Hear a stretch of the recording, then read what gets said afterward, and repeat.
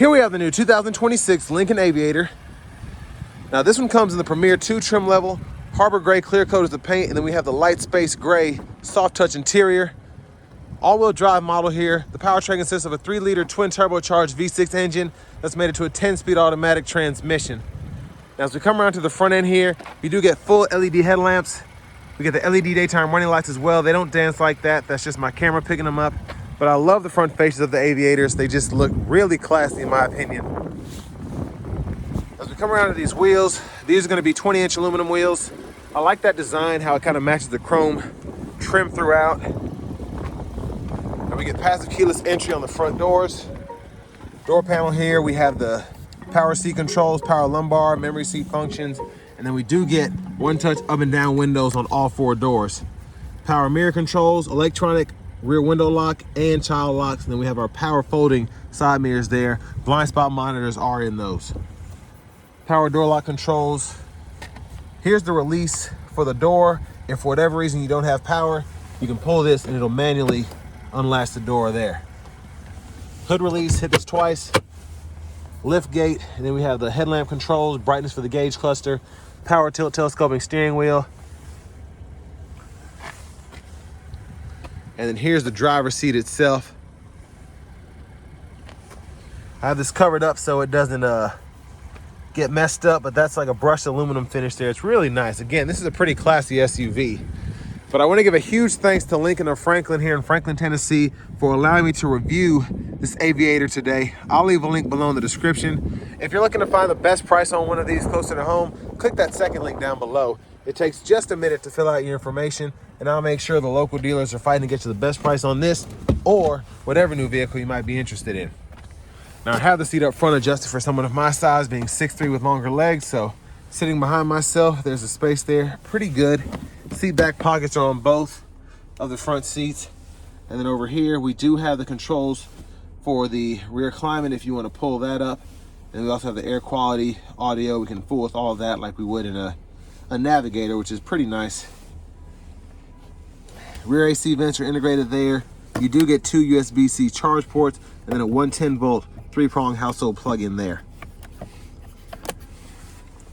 Now there's a look at the front from back here. And then the Vista roof, that's what the sunshade looks like. Bottle holders are here, and you get a little storage if you want to put a phone or a tablet or something right there, you can. And there's a look at the third row.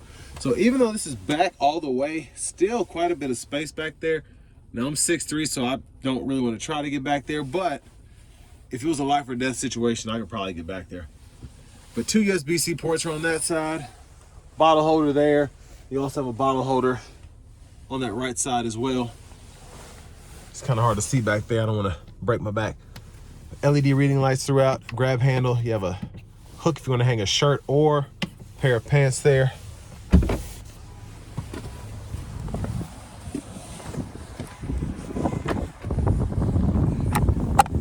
Fuel filler there. Now as we come around to the back end, full LED tail light bar there. There is the exhaust, hitch receiver. There's a look underneath.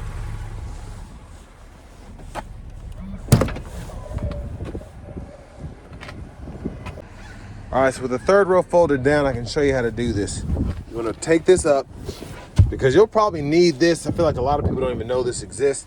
You pull this whole kind of partition up, and there's your spare tire underneath there. And then you just put this back in. And again, it's not necessarily easy, but it makes this fit in here perfectly. So I think it's a smart move. And it keeps you from having to put it underneath the vehicle on the outside. And it's like it wasn't even there. But I'll tell you what I'm gonna do. I'm gonna fold this back up, because I think I'll need this to be able to do what I'm gonna show you next. So to get access from the third row and not have to step through there, hit this button here, and then you push up, and then it allows for easier access to that third row. Top tethers are on the back of the seats themselves, by the way. Now, it is quite a bit of pressure, I think, to get the seat up after you hit this, and then you almost think you're breaking it or whatever, but just requires a little bit more, I guess, exercise, if you will. And then you can just hit this to fold the seat flat. You have a little bit of recline there as well, which is nice.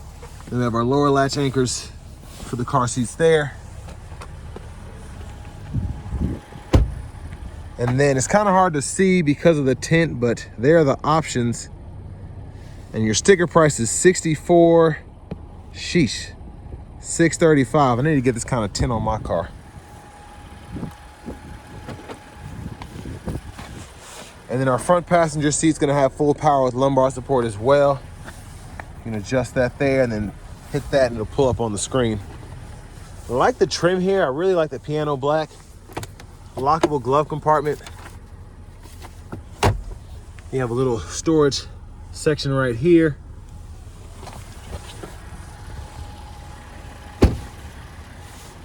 Whoever was setting that panic alarm off earlier, now that sound is just stuck in my head. Ugh. But there's that 3-liter twin turbocharged V6.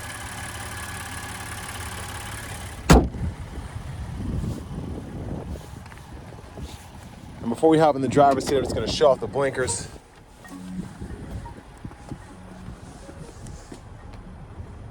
It doesn't dance like that. That's how my camera's picking it up. It's just solid flash. But since they are LED, it's just how they're being picked up.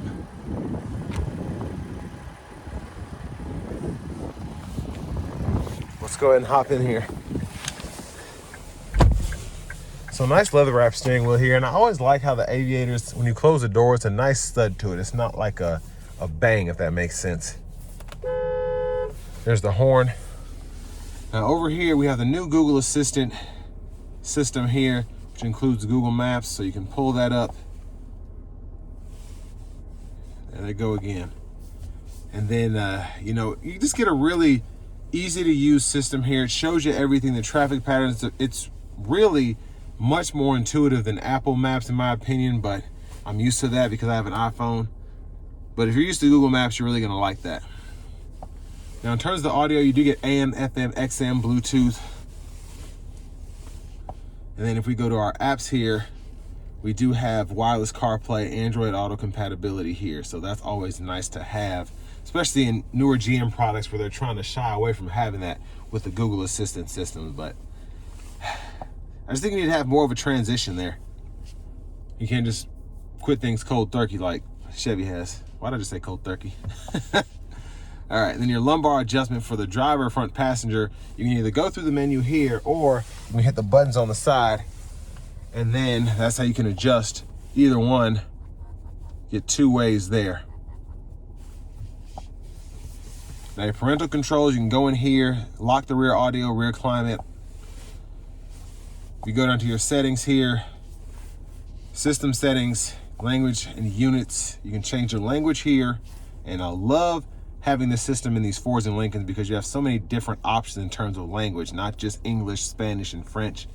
And then if you want to go change your units, go over here and you can go through those individually for the measurement of the speed, the temperature, and then the tire pressure monitors there. And this driver assistance menu here, you can toggle the adaptive cruise control on or off, the lane centering as well. And then we also have the AC controls down here, so you can pull up, change the direction, rear, air quality, you can pull all of that, and then temperature for either side, as well as the heated seats and cooled seats right here. And then you also have the heated steering wheel. Cut the whole system off, pretty easy to do. It's relatively nice. It's just all on the screen for the most part, which is kind of annoying, but you know, that's the future. And down here we have the shifter, park, reverse, neutral, drive, all push button.